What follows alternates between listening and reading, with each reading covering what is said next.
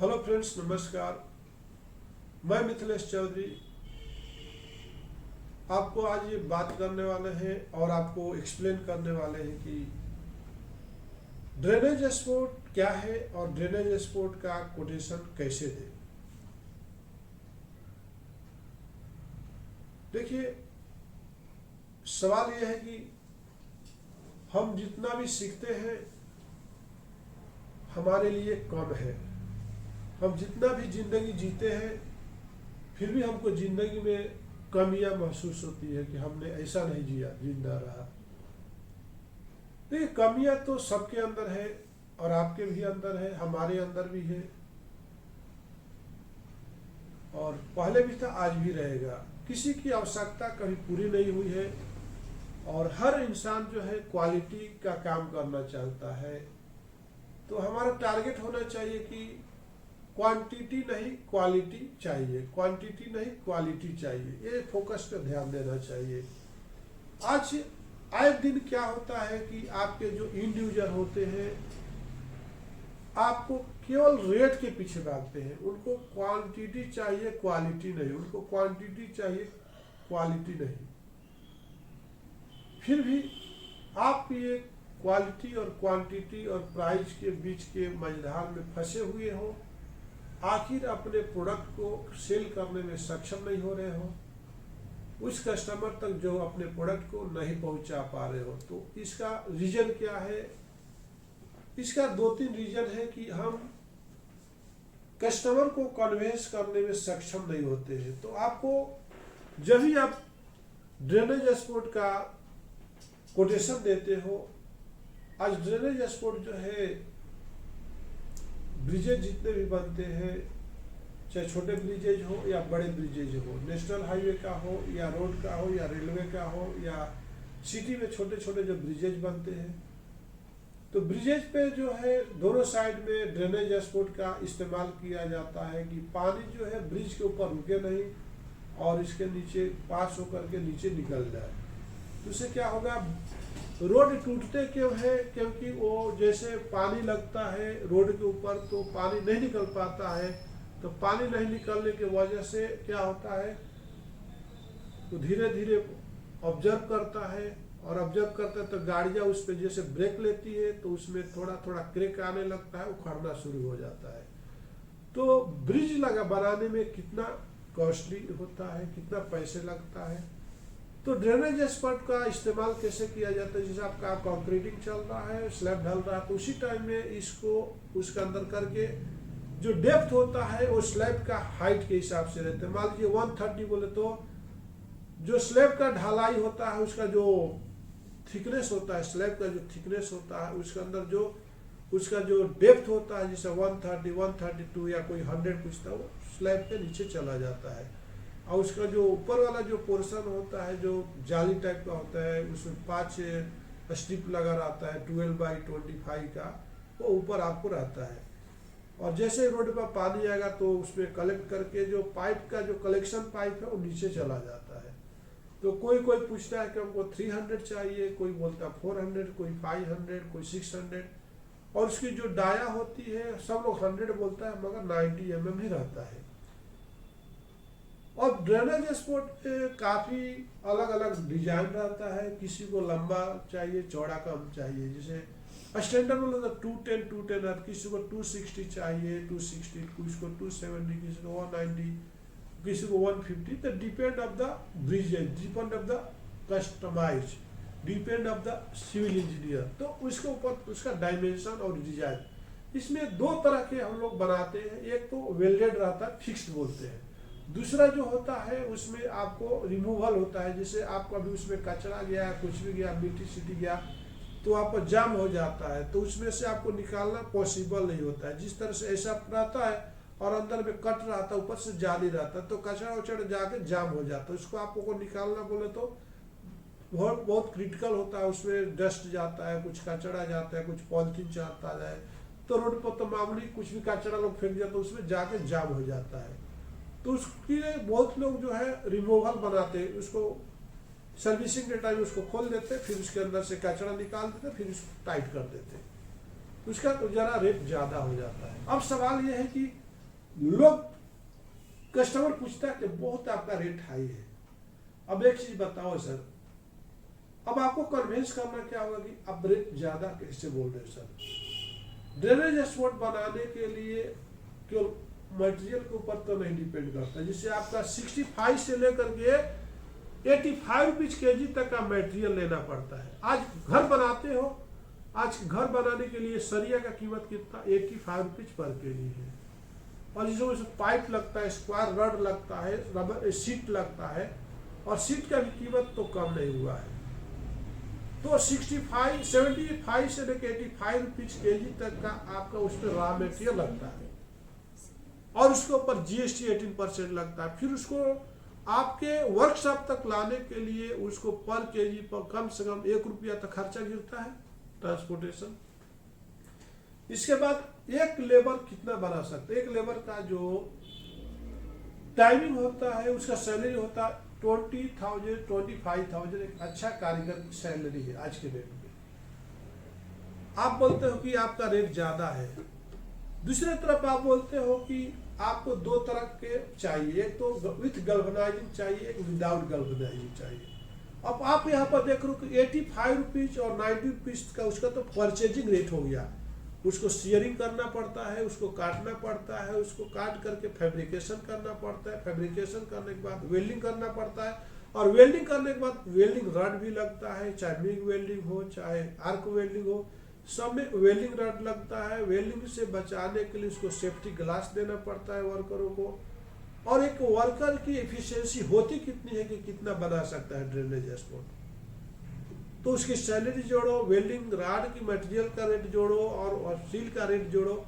और कोई भी प्रोडक्ट बनाने के लिए रॉ मटेरियल के अलावा 50% का 40% का उस पर खर्चा आता है।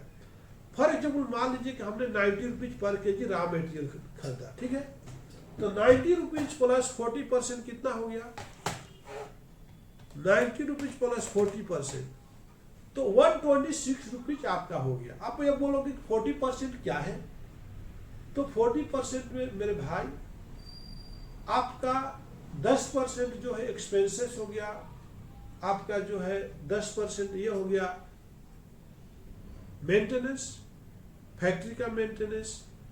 अगर आपका खुद की फैक्ट्री है तो प्रॉपर्टी टैक्स देते हो, म्युनिसिपल टैक्स देते हो, नहीं जाने कितने टैक्स आपको देना पड़ता है, और उसमें आपका इनकम टैक्स आ जाता।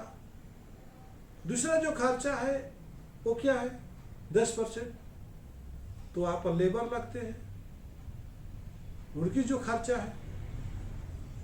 तो कोई भी प्रोडक्ट बनाने के लिए एटलीस्ट उसमें 40% एक्सपेंसेस आता ही आता है। कोई भी आदमी पैदल तो नहीं आता है, और कोई भी मटेरियल पैदल उसको तो हवा में चल के नहीं आती है, ट्रांसपोर्ट से जाती है। इसलिए अगर देखा जाए, अगर हम 90 रुपीज का रॉ मटेरियल खरीदते हैं ड्रेनेज एक्सपोर्ट बनाने के लिए, तो हमको 126 रुपीज केजी हमारा खर्चा गिरता है। तो जिसने करोड़ों का प्रॉपर्टी लगाया, लाखों का प्रॉपर्टी लगाया, उसको 5% 10% का बिजनेस में न मिले तो बिजनेस किस लिए करेगा, उसको मेंटेनेंस आता है, खर्चा आता है। तो 126 रुपीज तो आपका पर केजी ये हो जाता है। उसके अलावा अगर आप पूछते हो कि विथ गल्वनाइजिंग चाहिए, स्प्रे पेंटिंग चाहिए, तो पेंट का आजकल कीमत कितना है, कैसे लीटर है, आपको भी पता है। 1500 रुपया अच्छा पेंट लेंगे तो 1500 रुपया लीटर है, और गल्वनाइजिंग करने जाते हो तो 30 रुपया पर केजी गल्वनाइजिंग का चार्ज है, जो 400 डिग्री टेम्परेचर पे 100 माइक्रोन्स का एक लेयर चढ़ता है, एल्युमिनियम कोटेड, जिंक कोटेड, एक आपका गल्वेजाइज जिंक का एक कोटेड आता है।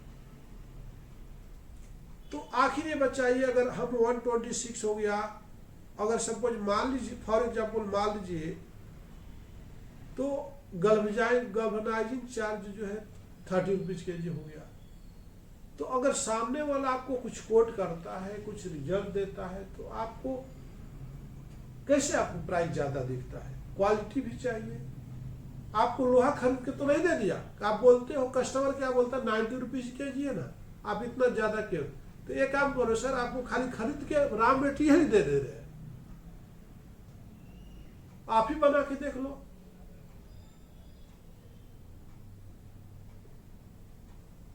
होटल में जाओगे और घर की बात करोगे, होटल में जाओगे और घर की बात करोगे तो कहाँ तक सही है? अगर घर में कोई खाना बनाते हो तो आपको 25 रुपया 30 रुपया पर प्लेट पड़ता है। वही खाना अगर होटल में जाते हो तो 80 रुपया 50 रुपया मिलता है। तो क्यों फर्क क्या है? क्योंकि वहां पे काम करने वालों को मजदूरी देना पड़ता है। होटल का जैसे घर का किराया कम होता है ना, होटल का किराया 10 टाइम्स ज्यादा होता है। वहां का कमर्शियल आपको करंट बिल आता है, वहां पे सर्विस टैक्स भी लगता है, और घर पे ये सारी चीजें नहीं लगती है। इसलिए आपको घर पे 25 रुपया पड़ता है और वहां पे आपको सीधा डबल या ट्रिपल हो जाता है। 75 रुपीज में मिल्स मिलता है। एक मामूली भी मिल्स खाने के लिए जाते हो घर से बाहर और वही मिल्स घर पे खाते हो तो 25 रुपीज आता है, और जब वही मिल्स खाने के लिए आप बाहर जाते हो होटल में तो 8 रुपीज का मिल्स मिलता है। तो आप वहां पर क्यों नहीं क्वेश्चन करते हो कि यार ये तो 25 रुपया में घर में खा लेते, आप 80 रुपीज क्यों दे रहे हो? वही सवाल जो कोई भी रॉ मटेरियल से फिनिश प्रोडक्ट बनने के लिए जो भी उसमें लागत आता है उसके हिसाब से आपका 40 से 50% आपका एक्सपेंसेस बढ़ जाता है। तो वही आपको ये समझाने की जरूरत है कस्टमरों को, उनको रिफाइन करने की जरूरत है कि जब भी कोई प्रोडक्ट कंपनी से बन के आता है तो वहां पे कॉस्ट ऑटोमेटिक बढ़ जाता है।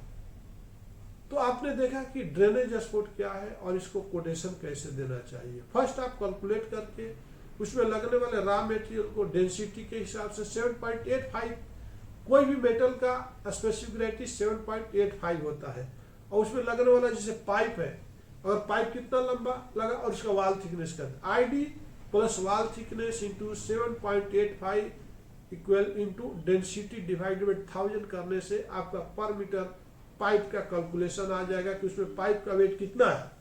दूसरा पार्ट है उसमें लगने वाले जो स्ट्रिप होते हैं जैसे 12/25 और कितना स्ट्रिप लगे कितने लंबा, तो आप ऐसा कर सकते हो जैसे 12 इंटू 25 इंटू 7.85 डिवाइडेड बाई 1000। तो आप ऐसा करते हैं तो 2.3 kg 2.4 kg पर मीटर आपका उसका वेट आ गया। तो उसमें 210 आपको अगर 5 लगा तो करीब कितना हो गया? 210 अगर 5 लगा तो कितना हो गया? तो 1 मीटर से ज्यादा हो गया, राइट? 1 मीटर से आपको कितना हो गया? ज्यादा। अगर तो मान लीजिए 1 मीटर का आपका हो गया, कितना हो गया? 210 इंटू 5 स्ट्रिप लगा तो कितना हो गया? बताइए कितना हो गया? 210 कितना हो गया? तो 1040 हो गया, राइट? तो 1000 कितना हो गया? 10 × 50 तो 1050 mm हो गया। तो आपको अब ये मान लीजिए कि 1 मीटर का जो है वेट आ गया 2.4, तो 2.4 इंटू 1.5 तो 3.6 kg खाली आपको जो है 12/25 का ये वेट हो गया, राइट? तो आप इसको मल्टीप्लाई करते हो, फिर आप जो बॉक्स बनाते हो स्टील से काटते हो, 85 रुपीज के जी आपका शेयरिंग वगैरह करके बनता है। तो स्टील का भी आप वेट ऐसा निकाल सकते हैं। मान लीजिए कि आपका स्टील जो है 210 है, राइट? और उसका डेप्थ कितना है? 130 है। तो मान लीजिए 132 इंटू 210 इंटू 7.85 कितना? फिर से आप देखिए 210 इंटू 130 इंटू 7.85 तो डिवाइडेड बाई 1000 तो कितना हो गया? एक जो है एक साइड का हो गया आपका कितना? 215 ग्राम। एक साइड का जो है आपका, तो बॉक्स बनाने के 4 साइड लगा तो 21.215 इंटू 4 तो उसका जो बॉक्स का जो है 1 kg करीब आपका वजन आ गया। जैसे कि आपने उसका देखा था कितना आया? 3.6 हो गया।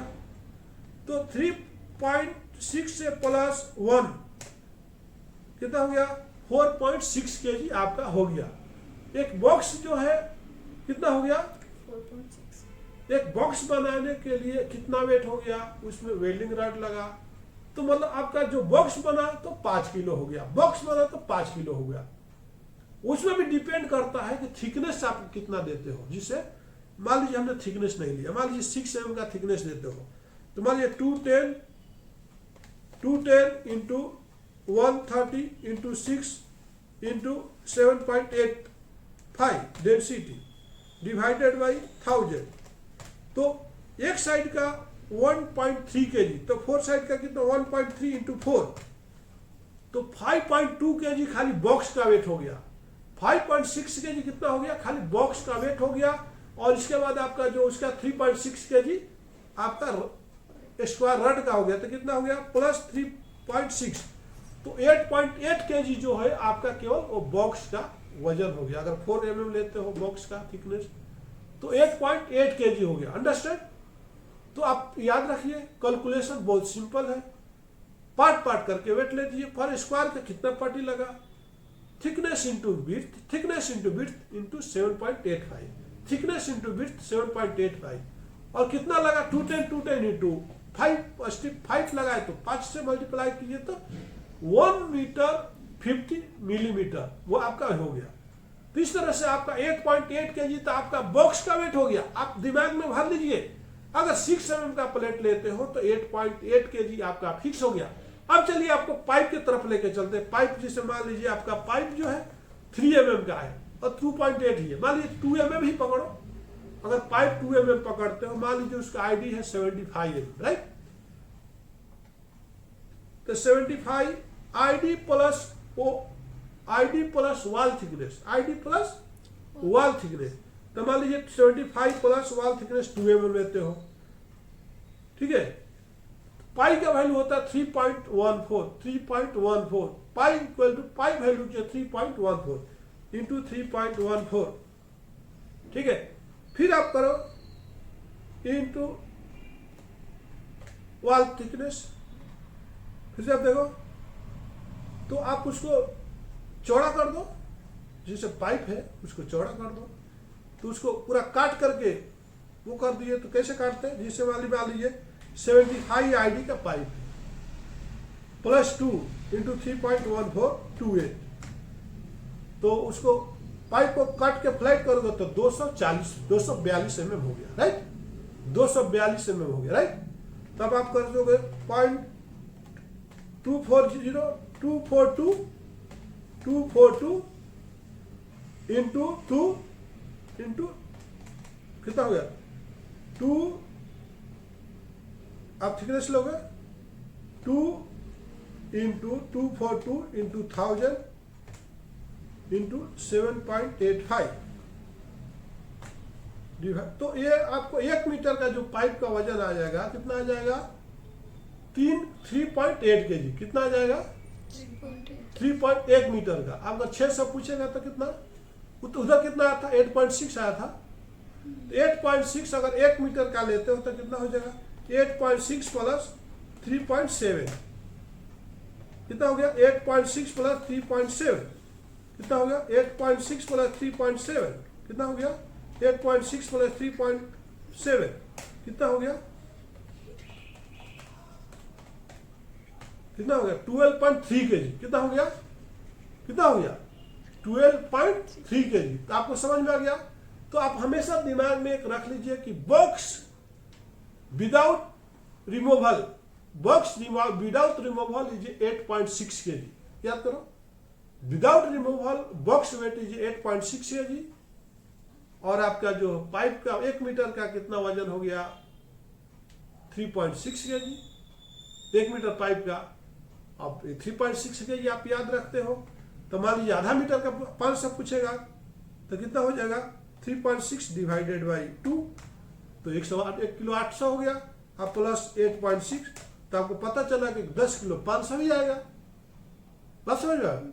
तो इस तरह से आप अपने कैलकुलेशन को करके, अब इसके हिसाब से आपका पर केजी क्या कॉस्ट होता है, तो इंटू 150 करते हो विदाउट कैलकुलेटर, तो 1560 रुपया हो गया। तो इस तरह से आपको कास्टिंग निकालने की जरूरत है, आपको घबराने की जरूरत नहीं है। मैं मिथिलेश चौधरी हर एक चीज का कैलकुलेशन बताऊंगा, और आप एक दिन अच्छा एक मार्केटिंग पर्सन बन सकते हो, टेक्निकल पर्सन बन सकते हो। इसी के साथ मैं मिथिलेश चौधरी अपने वीडियो को विराम देता हूं। नमस्कार, धन्यवाद।